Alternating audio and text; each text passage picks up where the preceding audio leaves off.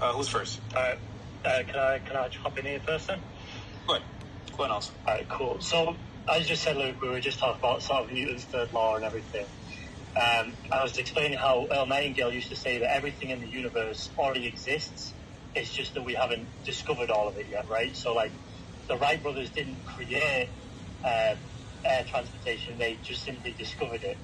And I want to kind of know what your take is on that, about the fact that everything in the universe already exists because energy can't be created nor destroyed; it can only be manipulated, right?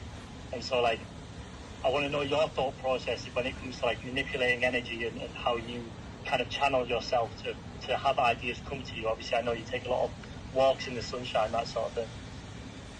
Yeah.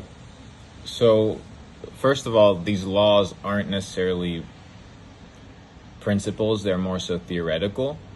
But they're based on as much evidence as we have. But it's not that energy can be manipulated. It's that energy cannot be created nor destroyed. It can only be transformed, which means it changes its nature from one state to another, right? So your objective in life is to figure out what input of energy expels a certain output of energy, right? Because for every action, there's an equal and opposite reaction, right?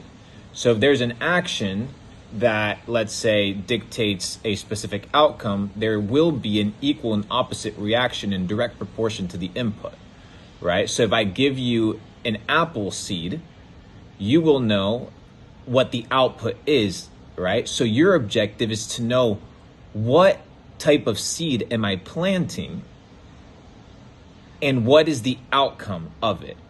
So by evidence, by testimonials, by reading, by understanding, by self-realization, you can begin to dictate the seeds in your life that you want to plant, to dictate what you want to reap in the future, right? It's the principle of sowing and reaping, right? So if you understand that you plant seeds, now the question is, what type of seeds do you want to plant?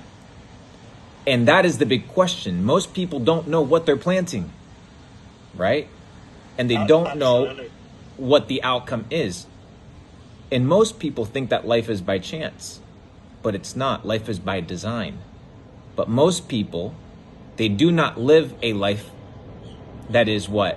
Proactive. They live a life that is what? Reactive. So now they are in a situation where life happens to them instead of them taking control of life and controlling, right, the outcome of your life, aka transforming a situation or energy input into a specific output.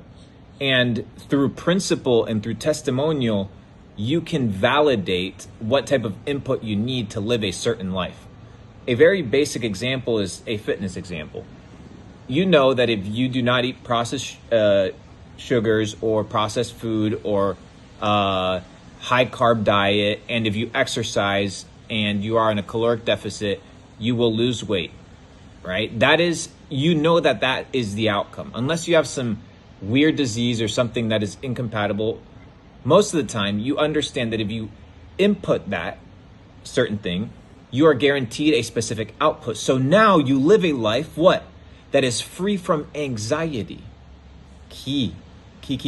Listen, I know a lot of motherfuckers with money, but full of anxiety. So let me teach you how to get rid of it, right? All these psychologists are out here listening and talking to people about the brain, but they don't understand the very basic concept as to how one of these emotions comes into existence, right? So anxiety is the negative perception of something that you cannot control that provokes an emotion in you because you can't control it. But if you understand that you can control the input, therefore influencing the output, now you live a life, right, that is in charge. And a person that is in charge does not live with anxiety. Why? Because they are in control. The people that are anxious are the ones that can't control things. You've never seen a person in control that's anxious. Never. It doesn't exist. When do the generals and the kings and the emperors become anxious? When they're losing power. But when everything's under control, they're chilling, right? So when you're in a state of anxiety, in a state that is out of place, you need to ask yourself, why are you not in control?